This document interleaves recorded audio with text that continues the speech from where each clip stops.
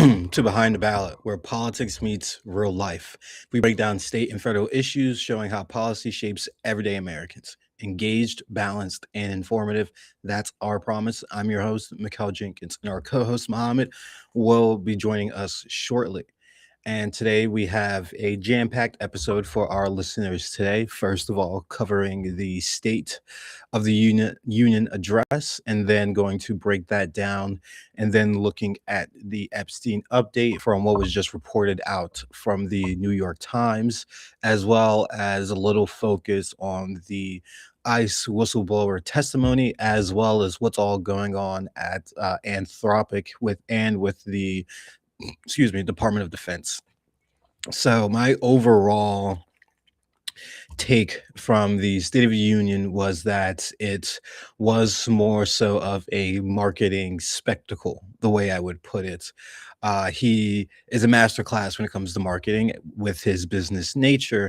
And as we've seen with the State of the Union address, he basically put on display um, a lot of the Democrats and how they weren't standing for various certain individuals or invitees that he had, and or certain statements that he had that seemed like it was a general statement and basis. But however, there are fact checkers out there, and we went through a bunch of non-biased information and research that was out there to look at these claims. And with President Trump's State of the Union address took place yesterday, and it was approximately 107 minutes, making it the longest in modern U.S. history.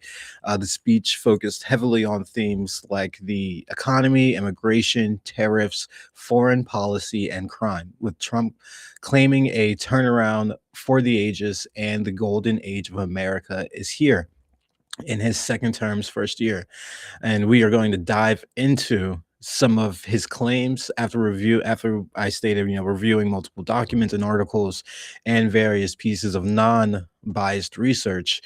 And it's overall been identified that there are 20 to 35 false and or misleading claims, especially with the economy and tariffs. As we know, there were multiple reports from various economists regarding the tariffs, and we just had the Supreme Court ruling as well, which I did not think that it was right for him to continue on his rambling and disenfranchisement of the Supreme Court and their ruling.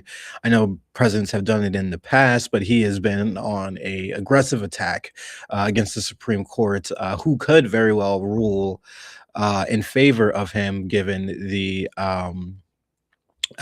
case looking at the 13th Amendment and so forth. So, looking at that case and the Voting Rights Act case, my apologies, is one where he could actually have a win.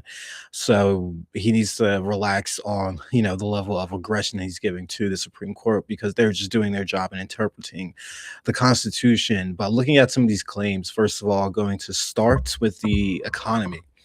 So President Trump claimed yesterday that when I last spoke in this chamber 12 months ago, I had just inherited a nation in crisis with a stagnant economy.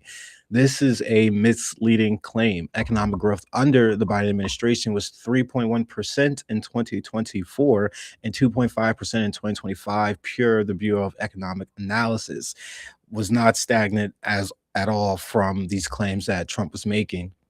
And then looking at Trump's first year, which saw 2.8% growth, but he inherited an expanding economy from Biden, and the crisis framing ignores pre-existing momentum and global factors like post-COVID recovery.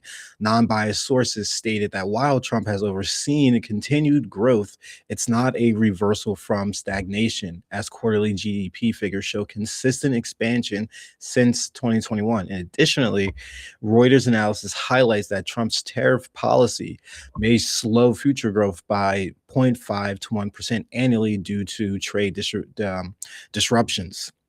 And then another claim that he made on the economy was that core inflation has fallen to its lowest level in more than just 5 years, at 1.7% over the last 3 months.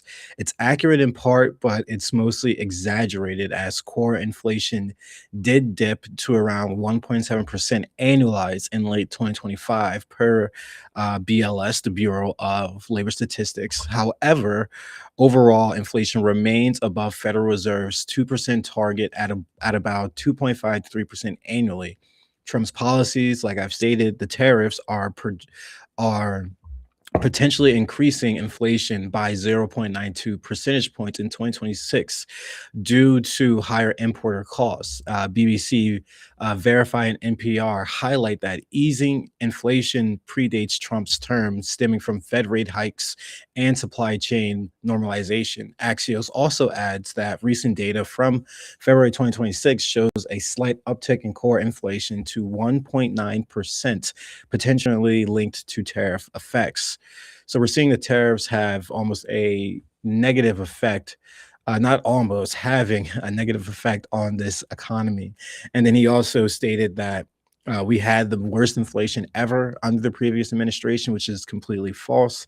Inflation peaked at 9.1% in 2022 under Biden, but that's below historical highs like 13.5% in 1980 and 17.8 in 1917 per BLS historical data. Trump's claim ignores global context such as the Ukrainian war and pandemic effects. Associated Press and CBS News emphasized that U.S. inflation was in line with or below rates in other developed nations during Biden's term.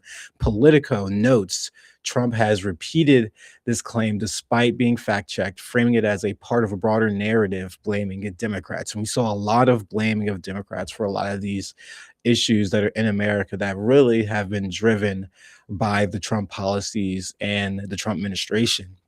He also claimed, just still in the economy, their policies, the Biden administration, created the high prices, and our policies from the Trump administration are rapidly ending them. This is misleading as inflation has eased from 2022 peaks due to the Federal Reserve's actions and global factors, not solely from Trump's policies. And a AP and NORC poll shows 60% Americans disapprove of Trump's economic handling amidst persistence and affordability issues. PBS and News Nation's notes that while some prices, such as eggs, are down 20% and others have fallen, housing is up 5% and remains relatively high.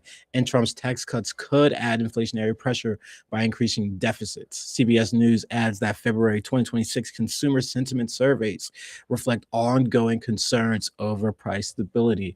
And 1 second, I have a puppy dog that is biting on the remotes and turning on the TV.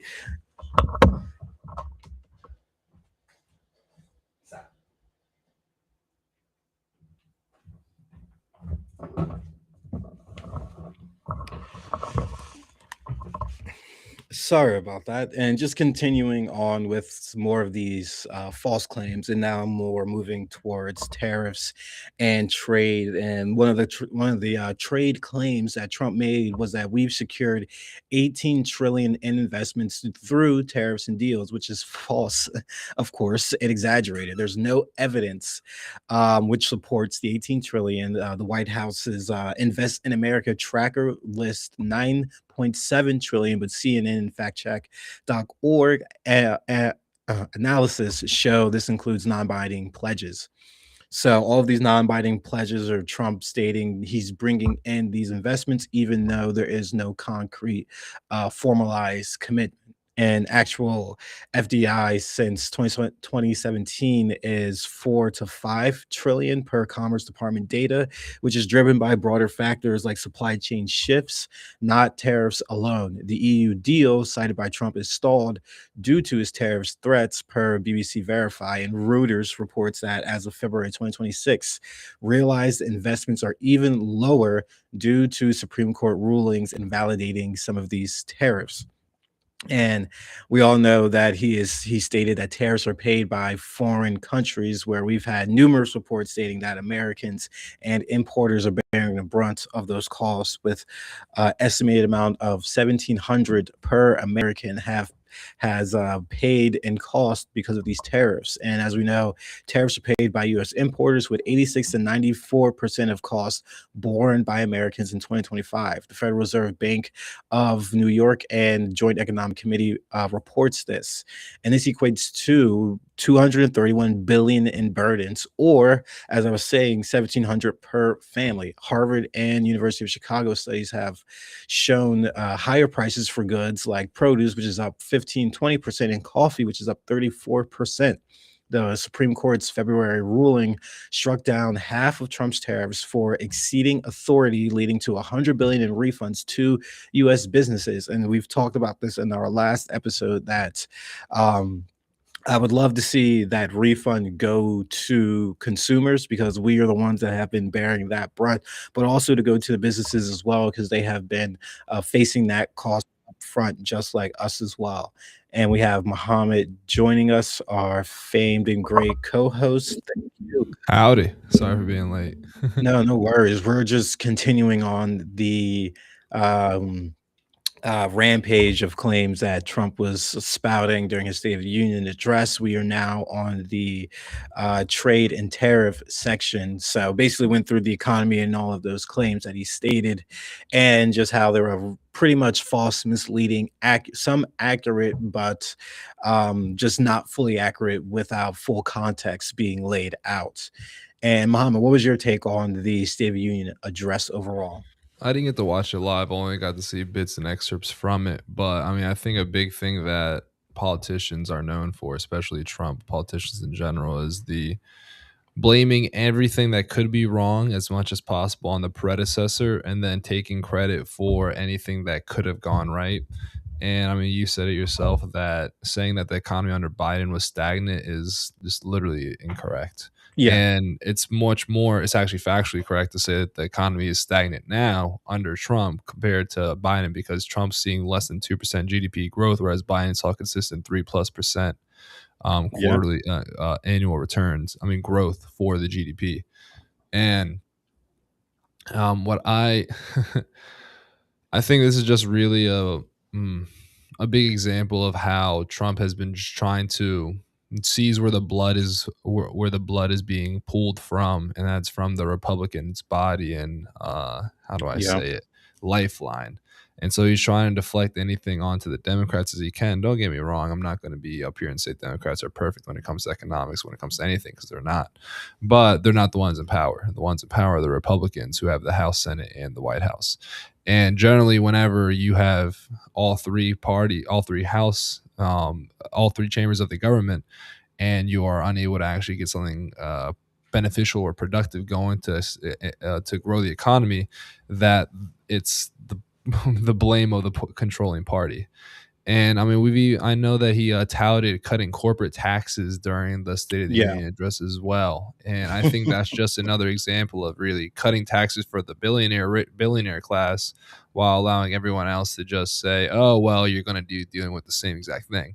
Well, he And said he lifted 2.4 million Americans out of food assistance, where realistically he just cut funding for food assistance. So now that had 2.4 million Americans not be able to get that form of assistance, and it's just the way that both parties start to and try to frame various arguments. Like earlier, I was yeah, stating that the Trump administration and how they were, giving out the various medals and all of the levels of applauding that the GOP were doing from various Trump statements, and as Democrats were sitting down, is nothing normal. I mean, nothing new that people shouldn't be, hurt of seeing. It's very normal for the opposite party to not stand on non-general statements from the president, especially him stating that uh, individuals should stand if they should put Americans over illegal immigrants and things of that nature. Like Democrats are not going to stand for that because of the way it is paraded out in the media. And as I was saying, it's basically a marketing spectacle. yeah. Realistically, marketing as Democrats are bad. We have some good justices and we have some very good members of the GOP. But I mean, I'll as give we Trump credit. That's what he's best at, that honestly, is what is he's best at. marketing and the charismatic factor. I don't think the guy's. I think he's funny. I think Trump is definitely funny, but I think Yeah. that I don't want my president to be. I don't mind if the president is a funny individual, but I do mind when they are funny at the detriment of individuals and groups of people. Yeah. Like, if you want to be a comedian and make fun of groups of people or individuals, feel free. You're a comedian. You know what I mean? But when you're the president, those words carry weight. They carry a lot of weight. And I mean, I think that I don't think anyone would disagree with this, but the last few years of politics in America have been a lot more polarizing and violent. Yeah. I mean, we've seen more political violence than we have in quite a while, back to the 70s, 60s, 80s timeframe, where we had numerous politicians getting murdered, and Reagan got shot, MLK was killed, Malcolm X was killed. We had Yeah. a lot of, just political civil rights leaders and just in general political figureheads as well that were under the threat of violence and oppression. And it's easy to see what was causing so much of the violence at that point in time was just, the civil, how in general the second largest group, the largest minority in America, African Americans, were being treated at the time, and how it was just the boiling point that really boiled over, Yeah. and people were just looking for solutions. And so whenever people are looking for solutions, it's easy for these politicians to come in and say, well, here's the solution I'm giving you. These people are the ones to blame for why life is the way it is. The reason why your Yeah. life isn't as good as it is because of these individuals. And Trump's taking that big blame out on the Democrats, and then going even further, saying something like Somalian immigrants who are accused of Yeah. stealing welfare Yeah. fraud. And there's this one young, I don't know if I call him a reporter or a journalist, but young social media personality. I've been blanking on his name. But a big thing of what he goes around doing is just basically trying to root out welfare fraud. And and I remember when he was exposing Somalian healthcare fraud with the daycares in Minnesota, he's getting a ton of praise from the right, because the right was behind Trump when they were like backing up this kind of rhetoric of, oh yeah, it's the Somalis that are taking our Yeah. money and still ruining this country.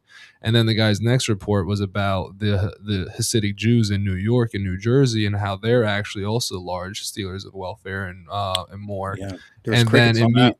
and then immediately, that the same group, the right that was supporting him, actually essentially deplatformed him. They canceled the guy. He got Yeah. I mean, banned you off of haven't heard about Patreon. He him got banned off of since, YouTube. Go like, ahead. at all. I was gonna say you haven't heard about him since he had his spotlight in front of one of the congressional committees, and made headlines and stuff of that nature. Like, you haven't heard of him since. I think his Yeah, name was like Nick Shirley or something of that nature. I think that's But actually right. Yeah, I yeah, think you that's haven't. right.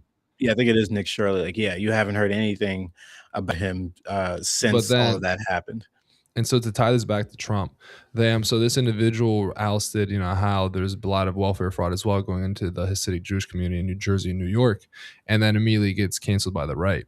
And now the issue is that some people who are aware of it, some people are not, is that when you start targeting individual ethnic groups, saying they're the reason why things are to blame in this country, believe it or not, people will continue to look for other ethnic groups to blame for all the problems in the country. Yeah, And now, don't get me wrong. I'm sure there are some groups that commit fraud in certain realms of the government more very than much others. so. But I also know that everybody of any ethnic group can also commit fraud. I mean, the voter Elon Musk literally was one of the people who were provenly accused and found to be committing voter fraud in Georgia. Yeah, Elon Musk, of all people, pre-filled ballots. Yeah, yeah, one of the individuals who is also big on this tooting horn of, oh, well, it's the Somalians, it's the low IQ individuals, and completely back using, how do I say it? Not false. I don't want to say incorrect science, because that comes off wrong, but not pseudoscience. Manufactured bias science, because yeah, they'll pull out statistics and data, and they'll say, oh well, this is proof that what we are saying is true, and then they'll ignore any and other all data that says otherwise. And that's what we're seeing with Trump. He's the one who's really spitting this rhetoric that these people are the ones to blame. He's the one really saying that, oh well, look at the numbers, what I'm saying is right and what everyone else yeah, is saying is wrong. And it's clear that he's just playing a game where every politician plays a game. Politics is a game. But he's playing this game where he's just putting all the blame on people that aren't him. He's blaming certain ethnic groups that he knows his base will take up and eat. There's a reason why he's not blaming the Hasidic Jews for welfare fraud, but he is blaming the Somalians. There's a reason why he is saying the Democrats are the ones to blame, and then not going into specifics as to why, even though fact the Republicans control everything, Yep. that it's somehow still the Democrats' fault that things are sucking, and it's also Trump's fault that things are as politically divisive and violent as they are now. Yeah. And I truly don't think that Americans, view themselves as, going through the golden age of America no, right no. now. And all of Trump's claims, as I've stated earlier, just even on the economy itself, a lot of them were false and misleading and very partially accurate. Like I mean, even a yeah, mhm, very big part, just to interject for a few seconds, you can continue on. A very, very big part of radical politicians is large scale lying. And I mean, for example, a lot of you like to bring in the Bosnian War as an example because it's just an example of how hectic things can get based off political lies. The war started because one politician wanted to get power, Milosevic. He wanted to get power in Serbia, so he started to spread and manufacture lies that Serbians were being persecuted by their due to ethnicity throughout Yugoslavia, which led to what happened, which is basically the tinder box, the tinder to the tinderbox. And you may say things like, "Oh, well, it can't get that bad over here." That's exactly what the Weimar Republic parties were saying. The opposing major party, except for the Nazis, they explicitly also said we didn't expect the Nazis to go as crazy as they did with it. Just because you may think something may be harmless or just joking or not a big deal doesn't mean it is. It's very easy to go from, "Oh, well, these ethnic groups are the ones committing fraud," to what we are seeing with ICE murdering individual Americans because they're getting in the way of the federal government's plans. And yeah, it's not like they're just going around murdering illegal criminals. It's not like they're murdering gang members. If that was the case, it would be far less of an issue, in my opinion. But they're murdering American citizens to the point where even after two of them, they're like, we've got to dial this back. That's all coming from the man at the top. All of these that's going on, all this rhetoric that's going on is coming from the man at the top, and that's Donald Trump. And I I hate seeing people lie about the economy even more because it's people's livelihoods. You know what I mean? Like you can't just say you are suffering because of these people on the other side of things because that's just going to garner so much hatred. People are angry, man. yeah. People are angry. People are very much so angry, and it's only right. I mean, with the tariffs, you've seen 60% disapproval on them, and even his own disapproval sitting around 50s, 60s. So people are understanding that this economy has not been outfitted for them, as he touted the corporate tax cuts, more of those tax cuts. But we will also see what social programs they will be cutting to implement those tax cuts, as well as certain bills, reconciliation bills, start being fleshed out and actually introduced. And then just still keeping on to some of these claims here, which I thought was one of the crazier claims, where he continues to state that, he was stating, as time goes by, I believe the tariffs will substantially replace the modern day system of income tax, which is No, completely misleading. insane, Completely misleading. insane. Revenues for tariffs have hit 287 billion in 2025, and it would be completely insufficient to replace the 2.5 trillion in income taxes. The Congressional Budget Office estimates tariffs could raise 3 trillion over 10 years at peak, but could not cover the 5 to 6 trillion budget gaps or Trump's 4.7 trillion tax cuts as well. Economists warn that high tariffs would cripple the economy, which would go up to 3.8 trillion imports annually and raise deficits, which which Republicans, as we know, are no short in raising deficits. Manufacturing Hmm. spending fell Hmm. 7% under Trump, per BLS, and after peaking under Biden, actually. And other of these claims was the 1776 warrior dividend that he was stating would come from the tariffs, but we all know that was actually a congressional appropriation in Trump's 2025 spending bill, not from tariffs. And that information was pulled from a DOD press release. So once again, another misleading claim. And then as well, moving Uh, to I yeah, want to get back to the tariffs because I'm a big tax guy and this just blows my mind. He, he is Trump has cut the corporate tax rate by more than half since he yeah, was first president, by more than half. And he intends to cut it further by around actually from the TCJA, Tax Cuts and Job Act, he cut it by about from 37 to 20, I believe, 17%. And if he does go fall through with what he was talking about cutting it even further, that would be more than half of what it originally was before he became president. So I just, when I talk about the TCJA, the only reason why I give Trump any bit of credit for it being a good bill wasn't because of the corporate tax cuts, because of the increased standard deduction, as well as the slight cut to individual tax rates. He cut individual tax rates by about 3% at most.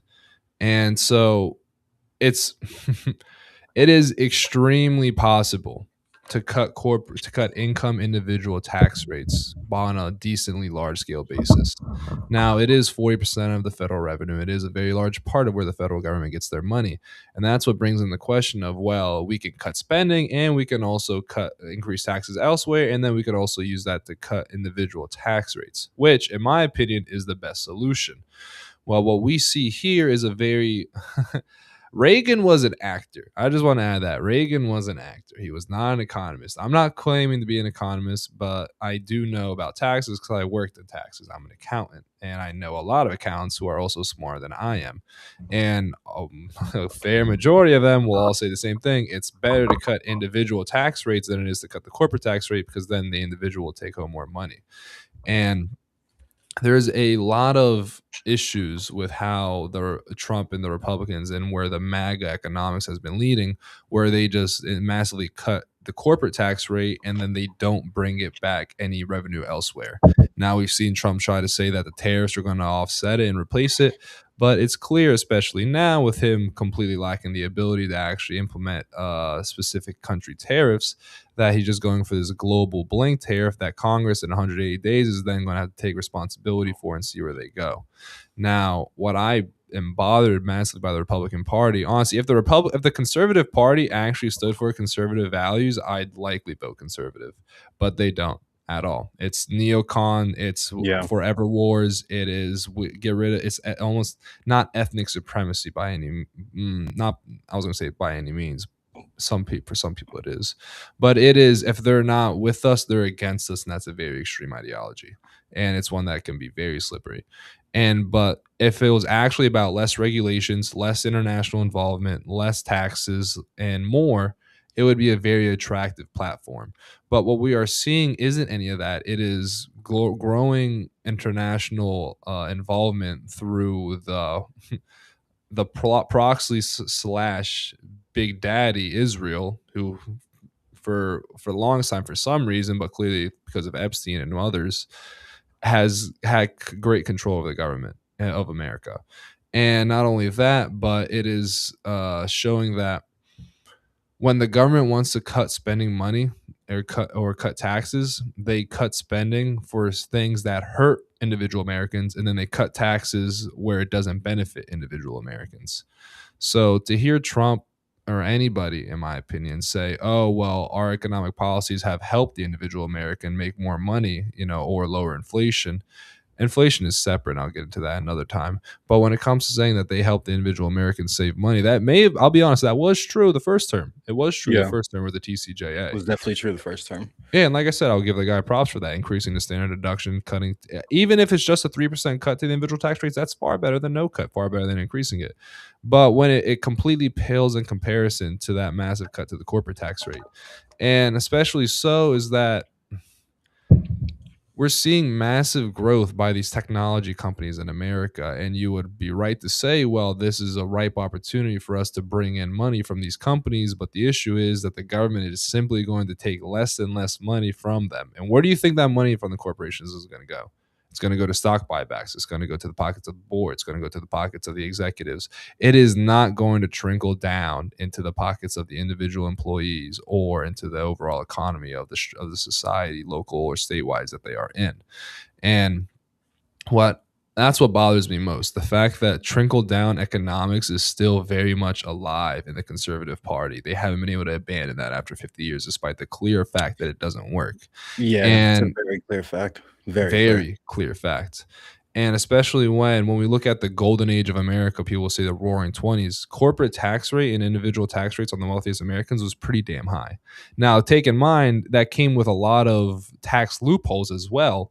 But in general, though, the rich are far, far, far richer now than they were even 25 years ago. I saw a study that was showing how much the wealth disparity has grown over the last 25 years. And essentially, the rich have got the disparity between the richest 0.1%, the billionaire class, versus the average American.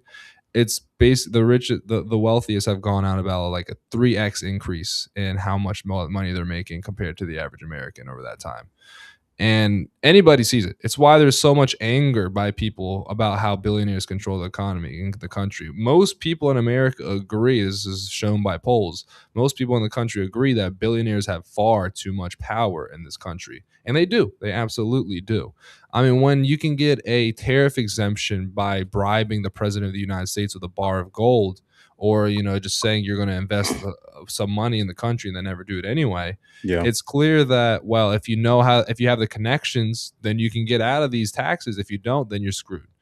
And the fact that these highest companies were really working to get tariff exemptions should show it's not the country exporting them that pays for the tariffs. It's the companies who then subsidize that onto the individuals to pay for that as well. Which is why, according to the Tax Foundation, the Americans paid an average about 1,700 more in just in general prices and more because of the tariffs. And that's what I dislike about the argument of, oh, well, tariffs are going to replace income tax. Because, well, all right, let's say it does. Let's say it's somehow by a divine miracle it does. That's just money that's going to go from taken out of our paychecks bi-weekly, weekly, monthly, however you get your money, to money that we're going to have to be spending extra to Yeah. the companies every single time we go to the store, every single time we do anything involving spending money. And it's like, well, if you're not, so you're just taking it from you stop taking it from our right pocket, now you're taking it from our left pocket. And the whole point is we shouldn't be taking the money out of the individual's pocket like this in general. If the people wanted to see larger economic growth, they cut on a healthy basis, they cut income tax rates for individuals, especially on the lower scale. But they don't do that. They cut it for the corporations, because the corporations are what make the stock number go up, make the rich get richer, and then all the people involved in politics are happy. And if you're not happy, then sucks to be you. You're one of us. Yeah, we've seen that time and time again when these kinds of policies are proposed, implemented, and voted on the distribution of wealth, and how the middle class is dwindled into the lower class, and how the 1% and that top class is ever more expanding and garnering more wealth than ever seen before. And then moving on to these false claims that the Trump administration has been spouting, focusing on immigration and border security overall. Let me get my dog real quick. What are Yeah, you you're doing? fine. You're fine. What are you doing? Stop. So to start off, while Mikhail's gone, the first claim is that illegal boarding crosses are down drastically due to our executive actions, which is accurate. The encounters fell from over 2 million in 2023 to under 1 million in 2025 per the Customs and Border Protection, aided by restrictions and Mexico's cooperation. However, a big thing about that is that, as we saw it with the initial Trump candidacy first term, is that these are not things that are actually being put in for permanent action. And the moment Trump leaves because he didn't work with Congress to actually make this legislative law, the border crossings go right back up. Yeah. And one thing that is important to note is that while boarding crosses are lower than the historical average, they still remain quite high, and that is a big part due to the economic issues and humanitarian issues that's below of the border. And what I think that is important to note as well is that Trump has actually done, and I'll give it. This is the reason why, one of the few reasons why he won the election. It was one of the things that he had the largest support from is his immigration stances. Yes, very Is much that so. he has done a better job, that he's deported less than Obama and Biden, but he's done a better job at controlling the border than Obama and Biden. But the question is, and I think this is an important thing to ask, when it comes to the border, what is the most important issue? And for me, other people may disagree, but for me, it's the drugs. It's the drugs. Most of the drugs that come into this country come across the border, Yeah. and we are still dealing with a massive drug issue. Like I grew up. I don't know about you, Mikhail, but I grew up with illegals. I did. Just they were literally just working individuals who were just trying, who sent their kids to Yeah, school, I just mean, trying to mind their own business. that's how most of them are. They're, Yeah, literally individuals most that of want them. to come over to America and just find a path forward. And as you were talking about the immigration numbers of individuals coming into the country and being deported as well, yes, Obama did deport more individuals in a more humane way, but also it's making strides on legal immigration, really, where our country needs to needs to move forward too. I know the Trump administration has made strides to dismantle and or make it harder for the legal immigration process. Yeah, it's But ridiculous. yeah, illegal immigration, I feel like should be a no-brainer.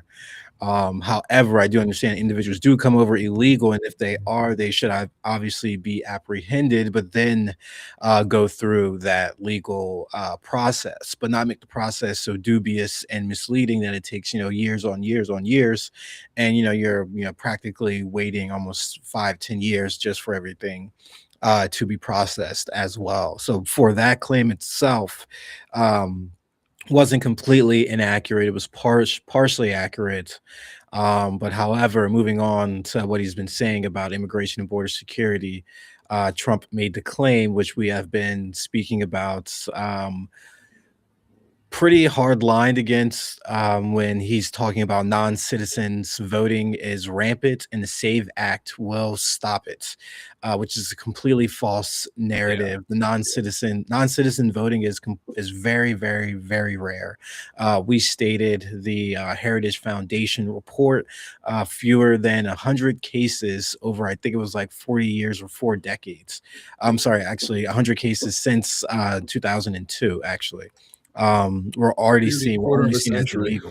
Yeah, exactly. So it's like with only 100 cases seen as illegal, this act does nothing but add for redundancies for individuals registering to vote and or going to actual vote in person, and also restricting mail-in ballots and other avenues that people already use to vote on a regular basis. And even though the law has not been passed, it's only passed in the House. When it, let's just say if it does get passed, because it was just reported that Senate Leader Thune is going to actually force a vote on this bill, which Yeah, I think is not going to sit good with a lot of the GOP in their districts. But however, if the bill is voted out of the Senate, at least, the Supreme Court will have its eyes on it, and I would suspect them to vote against the rule or vote against the bill because it would establish a indirect poll tax, which cannot happen. it's That is unconstitutional. Whether or not you unconstitutional. agree with it or not, it literally doesn't matter. Yeah, It it's is unconstitutional. I was unconstitutional. having this conversation with my friends. I was like, no matter what, I am for ID, but however, the states are the ones in the agencies that are supposed to facilitate and implement those types of laws. I And then fully the agree with federal the government. idea as well, but that's not something that if Yeah, the federal government's gonna require it for the states, they've got to provide the means to also get that without a ex charge. exactly. It has to be without a charge, and I don't understand how for some individuals it seems like it's an argument to where you're like, "Oh, it's just because you want it to be free, it's now, a reasoning to believe that Democrats are always cheating in elections and X, Y, and Z." Well, you have the Heritage Foundation, who is a conservative foundation, Very conservative. pointing out that there is rare occurrences in voting fraud. So the fact that they want sweeping, changes and calls for showing citizenship, which is a higher barrier to hit than just showing regular identification for voting, just shows really they're more so scared of what's going to happen in 2026 because you already have Johnson post the State of the Union address stating that if Democrats do take over, that President Trump's presidency is basically over, which Mhm. 100% is. It will 1,000% will be He over. only He will be does a in the lame next duck. 2 years. Yeah. Exactly. And And thank God another, he's lost a lot of executive action power with the tariffs, which is his main thing. yeah, I And mean, I was, I'll say on a slightly unrelated, but also not unrelated note, regarding President Trump's intention and what he wants to do over the next coming years. A big thing of it is Iran, and we do know actually that Chuck Schumer and the Democrat leaders are trying to prevent a vote from being yeah, forced on the more House power that. floor Yeah. because they don't want to go on the record for showing how they feel about the Iranian invasion. Yeah, And actually, New Jersey Representative Gottheimer is actually leading that charge. So it will be interesting if he has to force the vote. primary opponents. Yes, it's him and another Democrat. No, to not force to vote. Basically, Now, I he's was one of gonna the say individuals on I the was House gonna side. say he's an He's on the House establishment side that's guy. voting. That's basically whipping the votes against it. Schumer is on the Senate side of what's going on. But yeah, Also, it's he's a big Zionist Democrat. I was like, yeah, I'd he be is. Yeah, surprised if he's against, if he's for forcing the vote because he's gonna be showing, "Oh, hey, well, this is good for Israel. Of course, I'm gonna support this, but I don't want my voters to see that I support more American military action." And what I wanna, to segue this back into what we were talking about earlier, about how Trump is also one thing that is literally a proven fact is that immigrants cause less crime than natural born citizens. It is a fact. It is proven by studies because immigrants literally do not want to risk their chance of being in America by committing crime. no. And when it came to Irina Zarutska, which was the Ukrainian woman who got murdered on a train in South Carolina, one of the Carolinas, Horrible, horrible they incident. very sad. But fun fact, not fun fact. I guess I hate to say fun fact, but interesting tidbit actually would be more appropriate Well, to just say. the false claim that he stated Oh, no, during not his even false address, claim. like So that. interesting Yeah, tidbit, she got her murder went viral a month after she got murdered. So it only got media traction in waves. I forget what was happening with with politics, but there was some I think it actually may have been related to Epstein. I think this is when might Massey have and been. Roseanne were actually trying to first start up the Epstein force vote. And that was when all the media regarding Irina came out. And it was a month after she was murdered. And then Trump and the establishment media knew what they were doing. They knew that if they took this black American, who they would either try to paint him as an illegal immigrant, get support from their base because it's like, oh, look at these illegals doing these murders and crime, or it'd be on the other side of things. Well, look at these, look at these African Americans committing crime on such a large scale basis. They're just murdering people in broad daylight. And no one's doing a thing about it.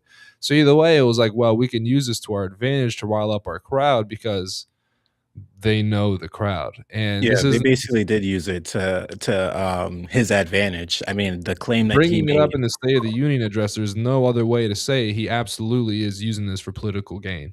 Oh, 100%. I mean, he stated that the killer of Irina Zartuska, I believe you say that better than me, Muhammad, was an Yeah, immigrant set free through open borders. Arena Zarutska.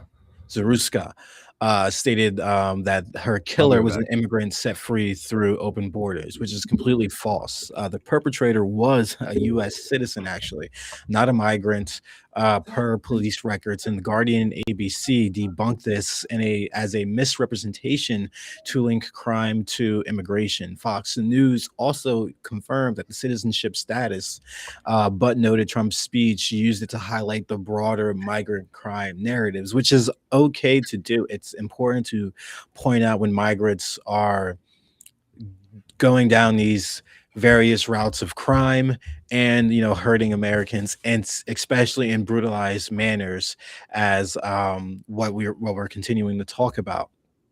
However, it's more important to speak on it factually and actually point to the differences between the illegal immigration crime that we're seeing in our country and migrant crime, because he is a U.S. citizen regardless of the fact. No matter how he came here, he has been naturalized as a U.S. citizen. So that is another continuation as to why Trump is really challenging the 14th Amendment and birthright citizenship, and even now naturalization.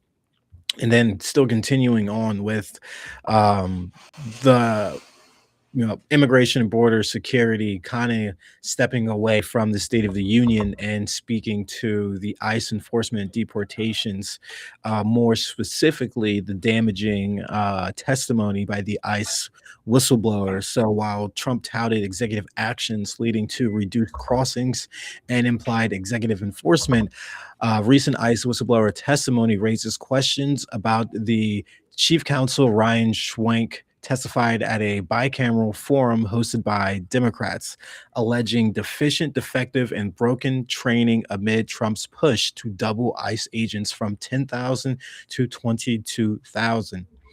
Training was cut from 75 to 42 days, omitting key legal elements like Fourth Amendment protections and abuse and use of force standards, potentially leading to warrantless entries and abuses. Something that me and Muhammad have reported on this podcast multiple times, especially on the report that ICE agents were almost using similar tactics as the IDF.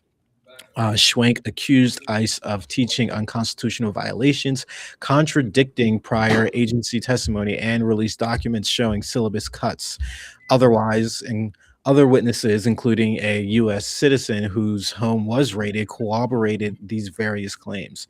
ICE, however, as much expected, denies this, but critics such as CBS News, CNN, and PBS argued rushed training endangers communities and could undermine deportation goals through lawsuits. Republicans may view it as a partisan but bipartisan oversight call with persistent but potential perjury probes. So this context suggests enforcement success may come with operational flaws not addressed in the speech. So we are seeing this dilution in ICE training and ICE requirements. And I think we kind of all understood that from the level of action and tactics that these ICE agents were using in these various communities, especially in Minnesota, where they were operating in, and all the news reports that we saw with them, going after children in New Jersey, using children to get their parents and things of that nature.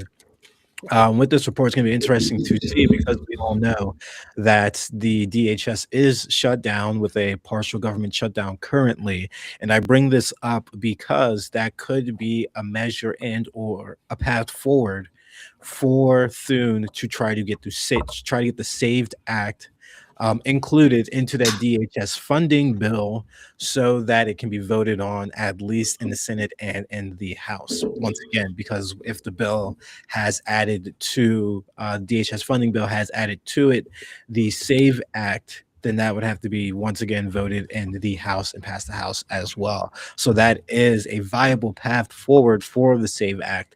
Outside of that, it would just be they need the 60 vote threshold, or as well, they could remove the filibuster which would be a horrible legislative procedural decision by the Republicans once Democrats potentially take over. It'll be And then interesting to see what yeah, happens in I mean, I hope 2026, that they don't 28. go that route. I think going the more legislative, strategic routes, tying the SAVE Act to the DHS funding bill is the way to go. You can curtail it in a way to make it a one legislative subject bill. The way that Trump is able to tie all of these issues into one overarching, immigration economy type of national security standpoint. It very well could be done. It would just take language arithmetic to figure out what's the correct wording that's needed to be able to have it implemented into the DHS funding bill. But Democrats won't vote for that. But as I was saying, it could be a motion where in the DHS funding bill, the reforms are in there, but as well as those reforms are in there, the SAVE Act is included too. So there's various ways that I believe the Republicans can actually put some hurting on Democrats for the SAVE Act and DHS funding. And wanting to continue on with, more of these claims. Trump claims he ended 8 wars. We've ended wars and brought peace, which is completely misleading. No new U.S. wars, low troop developments in Afghanistan, Iraq, but U.S. aid sustains conflicts in Ukraine and Gaza. As we know, Trump's Venezuelan opposition operation, sorry, to capture Maduro isn't ending a war technically. And NPR also noted ongoing tensions, including U.S. warships near Iran. So to Yeah, say that's that, a big thing. We might literally be yeah, getting into a war. literally might be one of the biggest foreign policy shakeups within the last few months, especially within his presidency, especially his first term and now his second term as well. And then And what looking at some, yeah. Mhm. I want to ask, did you touch on the gas prices and homicide rate already? No, did not touch on the gas prices, but we can get right to that. So that's also false. I mean, Yeah, completely I just false. want to touch base on that very quickly. Yeah, He claimed he was on 230 a gallon in most states, and it's not. The national average is 285. 285 And people. this is what I'll say. What I don't understand about politicians using gas prices. Even the president of the United States can't control the gas price. He can't. He Yeah, just can't. And I mean, there's like very few things you could do. Like, for example, Pennsylvania has a gas tax. You could incentivize Pennsylvania and other states like that to repeal the gas tax. That would reduce it by a few cents. You could you could lift sanctions on Iran and Russia and import more oil from them, which would increase the supply in America, which would lower with the same demand would lower the prices. But aside from that, OPEC controls for the most part what gets put yeah, out there, the volume of the oil that the petroleum that goes out into the world. So it just and this ties into what I'm about to say about the homicide rate as well. It makes me laugh when the president or any party tries to claim like, "Oh, we're responsible for the decrease in the oil price." No, you're not. No, you are not. I don't yeah, care. not You at all. nobody is except for the people who control the oil producing countries. OPEC And mostly. yeah, with a lot of the Middle East, some of Venezuela, Iran, Russia. And OPEC isn't just the Middle East, but it includes those countries, Russia and Iran as well. But the Middle East is the primary figurehead of that group. And then the whole national homicide rate actually it has gone down. Yeah, And what I that want to claim say was is that accurate. the federal government doesn't control what happens in states for their crime. Like for example, Baltimore. I live in Baltimore. The crime has gone down massively. Homicides are about like less than half of what they were the year before. That isn't because Trump introduced new law to curtail that. It was because over the last 3 years, the mayor and the city of Baltimore has done a bang good job of getting the youth off the streets into more not rehabilitative, but into other what's the word I'm looking for?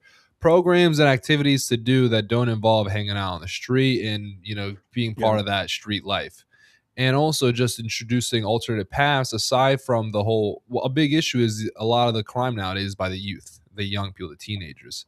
And the big issue why is because a lot of these kids don't see an alternative or a beneficial lifestyle to being in school or they can't go to school. I know, for example, I knew somebody who works in educational law in Baltimore, and they said a big reason why so many people miss school is because, for example, they attend school at 7:30 because they're in high school. They have a sibling that's in elementary, middle school who goes in at school at 8:30. Their parent works. It's a single yeah, parent household. Their mother or father, whoever's in the house, works starting at 6:30 a.m. So they're responsible for getting their sibling to school at 8:30. They're already an hour and a half late to school by the time they get to school. So it's like there's some areas of Baltimore don't even have school buses to allow this to for public transportation, and then so it's like these people are like, well, I'm already late. Why would I go? And it's not just unique to Baltimore; it's actually nationwide. That's why we're seeing such educational issues. Whereas even across the nation, fourth graders are leave only 30% of fourth graders are reading at a fourth grade proficient level. That means 70% of fourth graders are reading at like kindergarten, first grade levels, which is disastrous. yeah. That's And disastrous. so the homicide rate has much more to do with the local and state laws and regulations and efforts, much more than it does than what any federal government politician can do. So Yeah, yes, it exactly. is true, but he's not to blame. He's not to take credit for that. Yeah, He's I mean, not. and nor has he passed any, like, legislation Any, that any. would, empower the states to make, higher investments in, crime prevention or things of that nature to curtail crime, like, as he was stating. But yes, those were one completely false claim, and the other one was completely, inaccurate and taken out of context. Continuing on the foreign policy claims that he was stating, He states that Iran wants to make a deal, but we haven't heard those secret words. We will never have a nuclear program. Now, those are words that you will never hear from Iran. But however, it has been seemingly reported, as we were talking, that tomorrow the U.S. Delegation and Iranians delegation will be meeting to discuss a potential peaceful deal, and it's currently being reported that the Iranian deal, which they will propose to the United States tomorrow, would allow Iran to have enrichment up to only 3.6%, and any other enrichment will be stopped for 7 years. Their foreign minister has accepted the deal in anticipation of tomorrow's peace talks. So, as those talks happen tomorrow, we will be sure to bring you all of that information on Take in Friday. mind, 3.5, 3.6% was the deal Obama made with them that Trump repealed. Exactly. It's the same. It's inherently almost the same deal that Literally. Obama had crafted together. But once again, we would not be at this moment if that deal was originally kept and then just renegotiated, not just thrown off the table and then started from scratch, ending at the same place where we originally left off. And then continuing on, focusing on a new report actually from the New York Times, going over a DOJ handling of Epstein files. So while Trump did not address Jeffrey Epstein and or his survivors that were in the State of the Union address, recent reports provide context on federal crime handling. In February 1st, the New York Times confirmed the DOJ withheld key records from Epstein, mentioning Epstein files mentioning Trump, including memos and FBI interviews related to a unverified 2019 accusation by a woman claiming sexual assault by Trump and Epstein when she was a minor in the 1980s. The files briefly reference the claim, but omit over 50 pages of details, despite a law mandating release, which is the Jeffrey Epstein Transparency Act. DOJ's Todd Blanche stated no credible evidence merited an investigation, and some documents were removed for public databases. Trump denies any wrongdoing, citing his past fallout with Epstein, and the White House referred to a DOJ statement noting potential fake claims timed near elections. The Guardian and CNN note that this is a part of a broader scrutiny with over 5,300 files referencing Trump, including unsubstantiated tips. No criminal charges against Trump have emerged, or we will see what comes if these files are more released and more looked into, even though they were removed. And with recent updates, including an update today from the New York Times, uncovers FBI memos from the 2019 interviews related to the women. And NPR reported the DOJ withheld or removed dozens of pages on sexual assault accusations against Trump. So it's going to be interesting to see what's going to happen next. I do know that the House Department of Justice is looking to have a hearing over this and over these claims and bringing in the Department of Justice, which is the right way to go about this. Congressional hearing and really understanding and, grilling these officials over what exactly happened to these documents and why were they removed and not released as according to the act. There could be some charges that could very much come about, especially for Pam Bondi and Todd Blanche and for other individuals that are within the DOJ and had a hand within these files. I am very confident Pam Bondi's going to go to jail. Yeah, we've talked about that. She's definitely going to be one of the individuals that do end up going to jail, especially if it's not by the end of Trump's term. If Democrats do take over, it will be by whoever is elected in 2028, if it is a Democratic president. And lastly, I just wanted to talk about the whole Anthropic AI situation, because it is Crazy. it's very crazy, and I'm surprised that it has not gotten a lot of attention to really what's going on. I know we talked about this a little bit, I believe, the last time we met, but Anthropic, founded in 2021 by former OpenAI executives, focuses on safe LLMs like Claude, prioritizing AI alignment to avoid harms. So, with some key recent developments, there were confirmed rapid scaling with about 30 billion billion in raises for Anthropic. I mean, sorry, yeah, for Anthropic. And then their Claude Opus 4.6 leads in coding and agents, but a legal plugin caused a 830 billion SaaS fall off in January 2026. They had multiple lost deals like Apple to Google's Gemini AI, Amazon routing to Nova, and valuation implies a 27x revenue, but it's pretty risky amid a 600 to 700 billion competitor funding. So the issues with the Pentagon have escalated significantly. In July 2025, the Pentagon awarded up to 200 million in contracts to Anthropic, OpenAI, Google, and XAI for AI integration into military systems. Anthropic was initially favored with Claude, and with Claude used in January 2026 Maduro abduction. But tensions arose over its prohibitions on weapons Warfare. and other development, such as mass surveillance, autonomous lethality, or high arms activity. So the DoD demanded unrestricted lawful access, calling restrictions woke barriers. And on February 2024, yesterday, Defense Secretary Pete Hesteg met with Modi, issuing a February 27th ultimatum: either lift restrictions or face contract termination and be labeled as a supply chain risk designation. The Defense Production Act or blacklisting could be a few areas and I paths just want that to the say, Department of Defense can take. that government threatening the DPA is fucking insane. Yeah, it's completely insane that they're threatening not just the DPA, but also Anthropic, and also it's even Like, more if you chilling don't that agree these. with what we want to do with your company, then we're gonna make sure you don't make money. It's Yeah, a threat. It's a I mean, very it's and it's threat. terrible that these companies are bending the knee and allowing the government to use their AI for military capabilities and just using them for a full range of military capabilities. Just looking at Google reversed their pledges in 2018, deploying the Gemini at the IL-5 for the Department of Defense. XAI agreed in 2026 for lawful use in classified systems, and Anthropic is really the only one that's standing against this. OpenAI, as I stated, lifted their ban as well in 2024 for military usage. So all of these AI companies are opening up their war chests and opening up their AI capabilities to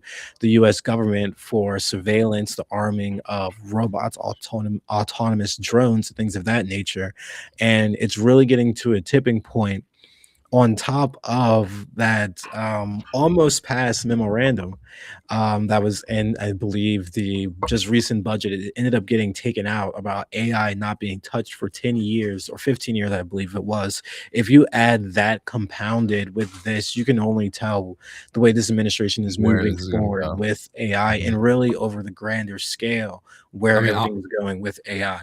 I want to add this as well. Two things. One, the Anthropic CEO did bend the knee as of today, this morning, like not even this morning, around noon. He said that Anthropic will allow the DoD to do these high risk, high warfare um, goals of theirs with it, with Claude. And two, people oftenly want to think that the government won't go to these crazy extreme measures, and you're wrong if you think that. I mean, Completely this wrong. is the what they're doing in Palestine is just them testing the waters with how much they can go crazy with AI. For 1000%. example, in occupied Palestine, otherwise known as Israel, they have checkpoints all over the country that literally track you, and they track you. They see like, oh, this person is XYZ. We have his identification. All AI does this all. He's only allowed in these areas of the country. If he tries to go into these areas, we'll immediately flag it using these cameras, and then we'll have police come in and take him away, put him in jail for trespassing XYZ. Or, oh, these people only have this level of AD, they're not allowed on these roads, this car, this license plate is only designated to be in these areas. It is a tool for control, surveillance, and a police state. And Yeah. so if you think this is a good idea, I just want you to know that you are absolutely licking the boot of authority. Just watch the And Terminator. Watch the yeah, Terminator. watch the It'll Terminator. Watch the it'll Terminator. give you, on the This is some non-optimistic side. Skynet shit. This is literally Yeah, some Skynet yeah, shit. basically on the non-optimistic side, it really shows you how, lost, humans can be when it comes to AI and its usages and its applications that we begin to give it and how it can almost learn from those things. I wanna So add this. This is yeah, a different story. It's not, from Terminator. It's from I Have No Mouth, But I Must Scream. Essentially, the population of the world is humanity is extinct except for five individuals who are kept for like a sick play game by an AI. And there's three AIs in this world. The USA AI, the Chinese AI, and then the Russian AI. And the reason why humanity is extinct is because the governments program these AIs for the sole purpose of war. That we want to make sure we're on the top and coming with war. We want to have everything possibly that we can know. We yeah, want the information. We want to be the best. And because these AIs were programmed for war, all they thought about was how can we destroy the other side. And this ties into what we saw. Actually, it's a recent study that came out that 95% of AI models recommend nuclear warfare when it comes to war. oh, of Because course they do. the goal of these AIs is, well, if you want to get rid of the other side, nuke them. Absolutely just nuke them. It's the easiest way. It is the easiest way. It's like this is efficient. It does well. It works well. Why wouldn't we do it? Of course, nuke 'em. Who cares about the morals or the moral loss? Who cares about everything that will happen as a result of it? So what if they try to nuke us? We'll nuke them even more. We'll nuke them so hard that they won't be able to attack us again. As simple as Yep, that. exactly. And that's exactly what happens. That these programs were then used for the war, and then it resulted in a giant global war. And then it got to the point where these AIs were so bent and focused on, because they were programmed to do so, on war and death, and death is a result of war. And with honestly, the primary goal of war is to kill the other side, is that they just focused on killing as much as they could on the other side, and then the Chinese killed everyone who came between them and the Americans. The Americans killed everyone who came between them and the Chinese, and then the Russians also just did what they did on the side as well. And it resulted in the end of humanity. Now, is that a bit over the? I don't know if I'd say over the top, but is that a very conclusive, dramatic end to what could happen? Yes, it is. But we've seen how evil humanity can be. We've seen the lengths people will go to. We've seen what's happening in Sudan and Israel, what happened in Bosnia, what happened in Rwanda, what happened in the Congo, what happened in Myanmar, what happened literally in World War II. We don't have to go far back at all to see how dark humanity can be. And now we're just going to go ahead and create a tool that thinks for itself and thinks without human emotion at all, which Yeah. is When there's been dangerous. reports of, certain AIs using and even, finding blackmail and using that against its, operators and creators when it was threatened that the, AI was gonna be shutting down or they're gonna be moving to a new model. So just even Mhm. from those reports, this is a tightrope that needs That to was a be walked very, very I'm slowly. glad you mentioned that, because in I Have No Mouth, But I Must Scream, that was actually something that happened. The governments were trying to shut off the Yeah, AIs. So the yeah. AIs, because they controlled the militant weapons, they just killed all the government and they took complete control. Yeah, it's a situation that's not far out of existence given how the Department of Defense or Department of War is treading on AI full integration into military operations. So it's going to be interesting to see what comes forth of this. And as Mama was stating, that Anthropic did bend the knee, so it's going to be insightful to see what information comes out as to the level of full applications and integration that Anthropic and Claude will have on the military sides of things, as well as these other AI companies. But a lot was covered today, and that's where we're going to end off as well. So, to our listeners, thank you for tuning in to Behind the Ballot, where we keep politics engaged, balanced, and informative. Stay curious, stay critical, and always stay involved. I'm Mikkel Jenkins, and until next time, keep looking beyond the headlines and behind the ballot. This is Muhammad Alec. God bless America. God bless Pennsylvania and Maryland, because I got to throw some love for Maryland in there. And God bless you all, my fellow Americans. I hope you all have a good day. And remember, never listen to the government, no matter who's in power. Trust me, just don't. They do not have your best intentions in mind. They Thank you sure all. don't.